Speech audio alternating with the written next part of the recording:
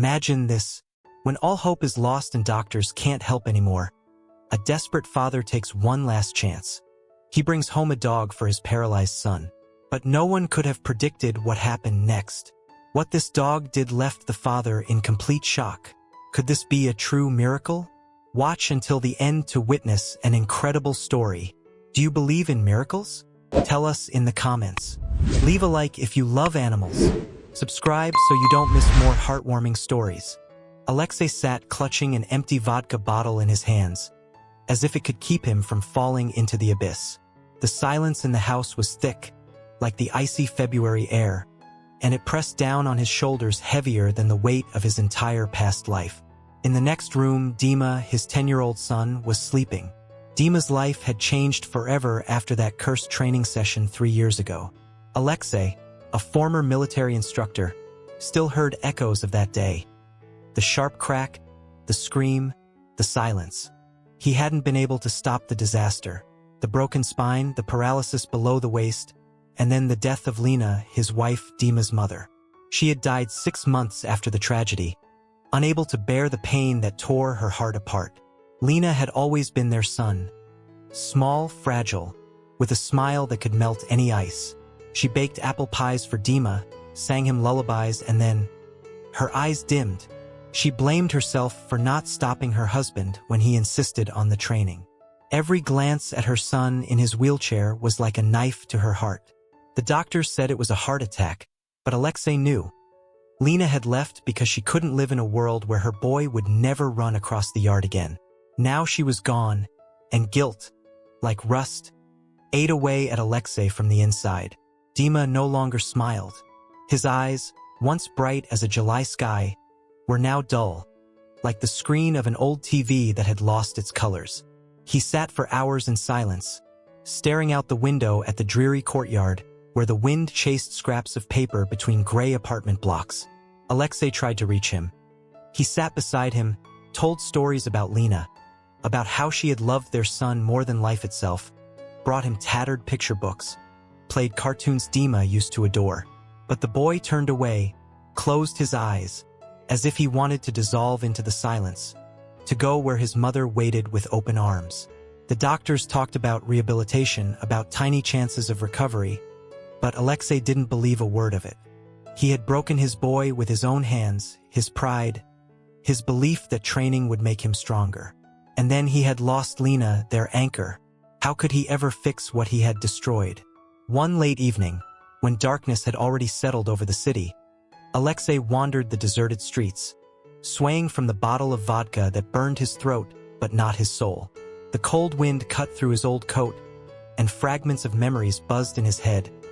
Dima's laughter, Lena's voice calling them home, and that terrible crack that had shattered everything. He wasn't looking where he was going, didn't notice anything around him, until he stumbled over something near the trash bins. Rusty and overflowing, standing in the shadow of the apartment building. It was a dog, a pitiful, shivering lump of life, a stray with matted brown fur, sticky with dirt and rain, pressed against the cold concrete as if it wanted to become part of the grayness, to hide from the world that had rejected it. Alexei stopped. Something tugged at him, an invisible thread. The dog slowly raised its head, and in its large, wet eyes, the dim light of a street lamp reflected. That gaze pierced Alexei to his core. There was so much pain, so much loss in those eyes that his heart, long frozen by grief, trembled. He saw Dima in those eyes, his son, whose life had fallen into silence, whose hands no longer held a ball, whose footsteps no longer echoed on the creaky stairs. Alexei cursed under his breath, muttering at himself, at fate, at this absurd encounter. He wanted to walk away, to disappear into the familiar emptiness, but his legs wouldn't obey. Instead, he slowly, as if afraid to scare off a ghost, crouched down beside the dog. The cold asphalt dug into his knees, but Alexei didn't notice. "What are you doing here, huh? No one wants you either?" he whispered, his voice cracking as if a lump had lodged in his throat. He reached out a hand, rough, cracked from time and work, a hand that had once lifted Dima toward the sky but now couldn't hold onto anything. The dog looked at him, hesitated, and then, timidly, almost shyly, licked his fingers. The warm, rough tongue touched his skin, and Alexei shuddered. It was the first living warmth he had felt in months. The dog's tail gave a weak wag, as if it wanted to wag harder but didn't have the strength. Alexei sat there, staring at the dog, and something stirred in his chest. A faint, almost forgotten feeling. Maybe pity. Maybe an echo of the love he had once given Lena and Dima. He didn't understand why he was doing this, couldn't explain it even to himself, but half an hour later, he was walking home, cradling the trembling little body in his arms. The dog was light as a fallen leaf, skin stretched over sharp bones, for smelling of damp and loneliness. Alexei held it close, feeling its faint warmth, and carried it home, slowly, uncertainly, as if he were carrying not just a stray but a tiny shard of hope he didn't yet know how to name. When he entered the apartment, Dima was asleep, curled up in the corner of his bed. Alexei set the dog down on the floor near the wheelchair. "Here," he muttered. "Some company for you." Dima didn't even turn. Alexei named the dog Rex, the first thing that came to mind. He tossed it a piece of bread, but Rex only sniffed it and retreated to a corner, curling up into a ball. Alexei sighed. 3 broken creatures under one roof. What could be worse? The days dragged on. Rex wasn't as energetic as Alexei had expected. The dog was quiet, almost invisible. It lay by Dima's wheelchair, occasionally lifting its head to look at the boy, but Dima paid no attention. Alexei didn't try too hard either. He fed Rex scraps, let it out into the yard, but that was it. He didn't care. Everything in his life had long since lost its meaning. But one morning, as the gray sky outside began to lighten with the first rays of sun, something changed in the house. Alexei was lying on the couch, lost in a heavy, restless sleep full of shadows from the past, when he was woken by a sound soft, barely audible, like the whisper of wind in an empty room. He frowned, listening, until he realized it was barking. Thin, hoarse, slightly cracked, but so persistent that his heart twitched. He got up, rubbing his tired eyes, and slowly shuffled into Dima's room, not knowing what to expect. There, in the soft half-light, he saw Rex. The little brown dog stood in front of Dima's wheelchair, nudging the boy's limp hand with its wet nose and barking. Quietly, but with a touching determination, as if calling to someone very important. Dima didn't move. His face remained pale and still, as always, but then, a miracle! His fingers, thin and fragile like twigs, twitched slightly. It was almost imperceptible, like the flutter of a butterfly's wings. But Alexei froze, afraid to even breathe.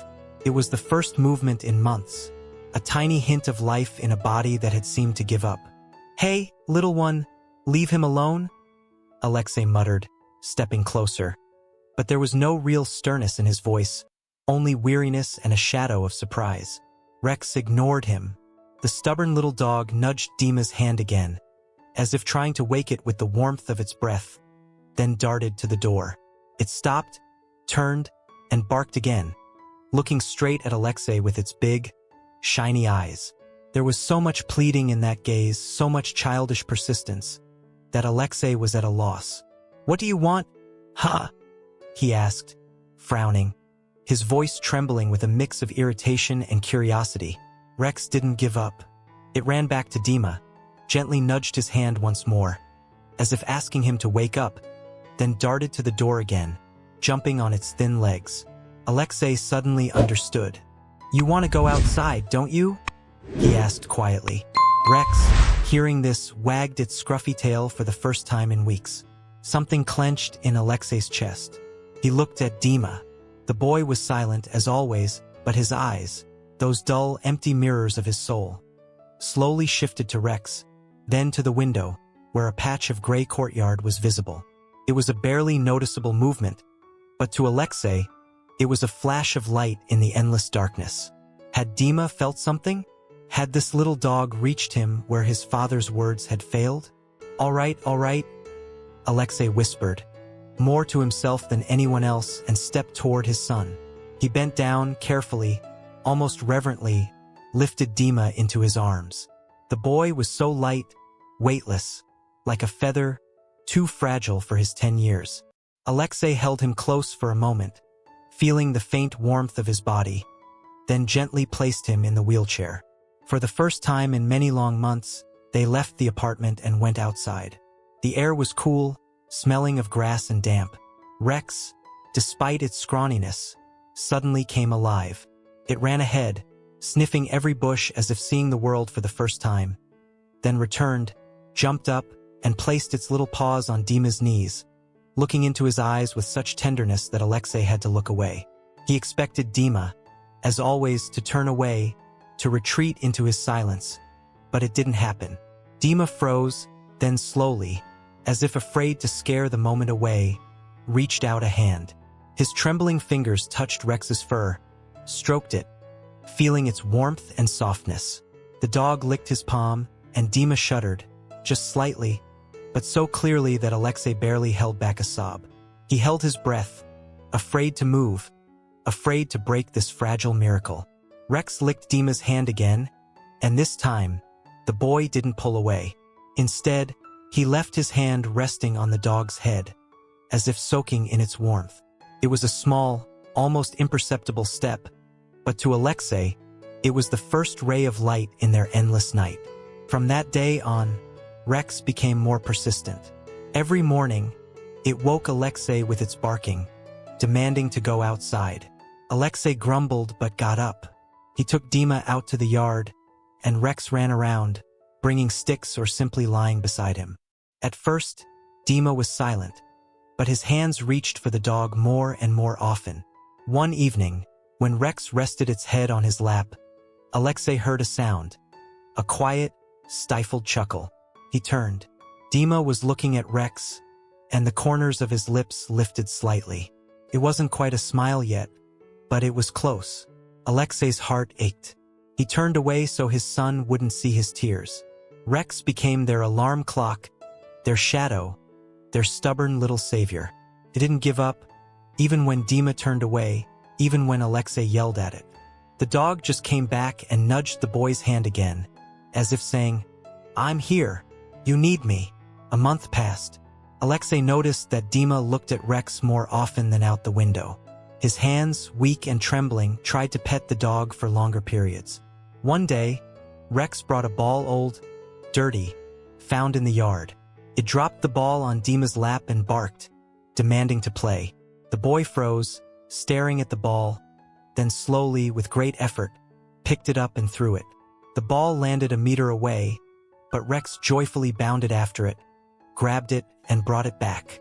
Alexei watched, unable to believe his eyes. Dima threw it again and again. His face strained with effort, but there was a faint spark in his eyes, the same spark Alexei hadn't seen since that cursed training session. That night, Alexei didn't sleep. He sat in the kitchen watching Rex sleep and thought. Dima wanted to play with the dog, but his hands were too weak. He needed more strength. Alexei clenched his fists. Rehabilitation. The doctors had talked about it hundreds of times, but he hadn't listened. Now he saw Dima hadn't given up. It was he, Alexei, who had given up for both of them. The next day, he called the clinic. They scheduled a consultation for the following week. He started building a hand exerciser, a simple contraption of wood and rubber bands so Dima could train at home. When he showed it to his son, the boy nodded, just slightly, but it was an answer. For the first time in 3 years, Dima agreed to something. Rex became their coach. Every day it brought a ball or a stick, making Dima reach, move, try. Alexei helped, encouraged, sometimes scolded, but didn't give up. He saw how his son's hands shook, how he winced in pain, but didn't stop. And Rex barked, jumped, pushed them both forward. 3 months later, Dima went to his first rehabilitation session. The doctor, an elderly woman with kind eyes, examined him and said, "He has willpower. That's the most important thing. And it seems he has a good motivator." At home, Alexei thought about Rex. The dog, picked up from the trash, had become their savior. A year passed, long, like an eternity, but at the same time fleeting, like a moment between darkness and light. Alexei stood in the yard, leaning against a peeling bench, and watched Dima. His son, still confined to his wheelchair, held the old rubber ball, the one Rex had brought from behind the fence. Dima swung his arm, and the ball flew across the yard. Not far, but farther than yesterday. Rex, no longer the scrawny ghost from before, dashed after it with a joyful bark. The dog had changed beyond recognition. Its fur, once dull and matted, now shone with life. It ran back to Dima, dropped the ball at his feet, and wagged its tail so hard it seemed it might take off from happiness. Dima had changed too. His hands, once weak and trembling like autumn leaves in the wind, had grown stronger. He could hold a spoon without spilling soup, lift a glass of water without dropping it. The doctors, during his last checkup, shook their heads, but there was cautious hope in their voices. "The legs will be harder to restore," they said, "but not impossible, especially for a boy who's found his spark again." Dima had started to smile, not often enough for it to become ordinary, but enough for each moment to feel like a treasure to Alexei. And one evening, on a quiet night, Rex jumped onto Dima's lap, nudged his face with its wet nose, and licked him. Dima froze, then laughed. A loud, clear, pure sound, like the ringing of a bell that had once filled their home when Lena baked pies. That sound, so familiar and so distant, pierced Alexei's heart. He turned away to hide his tears. Deep inside, hidden like a shadow that would never fully disappear, whispered memories of that day. The crack of the equipment, Dima's scream, Lena, whose heart couldn't bear the grief. But beside that shadow now grew something new. Hope, fragile as a spring sprout breaking through frozen ground. He saw how they had saved each other. Rex, with its stubborn persistence, had brought Dima back to life, awakened him from silence, and Dima, with his quiet courage, had given Alexei a reason to get up from the couch, put down the bottle, and become a father again. They were his miracle. Not loud, not bright, but small, almost imperceptible, and so real it took his breath away. "Dad, look!" Dima called, his voice clear and alive, breaking the silence of the yard. He swung his arm with more strength than ever and threw the ball. It flew across the yard, where the grass was already turning yellow from the autumn chill. Rex took off as if chased by a pack of winds, barking with delight. Alexei smiled for the first time in years. It wasn't a shadow of a smile, but a real, warm one that crinkled the corners of his eyes. "Well done, son," he said, his voice trembling.